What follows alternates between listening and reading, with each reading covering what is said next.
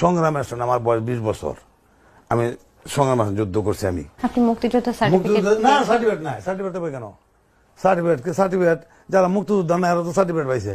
আপনি আর যোগাযোগ করেছেন? হাজার হাজার লক্ষ লক্ষ মুক্তিযোদ্ধা গ্রামে আছে, এরা মরতে আছে, ভিক্ষা করতে আছে, সার্টিফিকেট নিছে না। সার্টিফিকেট নিব কেন? মুক্তিযোদ্ধা করছি, দেশ টকে একাইবার লাগে নেতা। মুক্তিযোদ্ধা করছি বেতন 30,000 বেতন লাগিয়া, ছেলে মেয়ে সবার চাকরি দিবার লাগিয়া, নাপের ঘরে ফুটে চাকরি দিবার লাগিয়া। আমার সাথে আপনি এখানে স্যারের সাথে একটা আমার একটা কোশ্চেন আনসার দেন। আমরা একটু স্টুডেন্ট, অস্ত্র কি আমাদের হাতে ছিল নাকি পুলিশের হাতে ছিল? কার হাতে ছিল আপনি বলেন? আপনার কাছে প্রশ্ন রেখেছিলাম, না আপনি আনসারটা দেন, আমার আনসারটা লাগবে। অস্ত্র কার হাতে ছিল?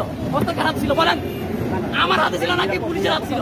না আপনি আপনি আপনি আনসারটা দেন, আপনি আনসারটা দেন।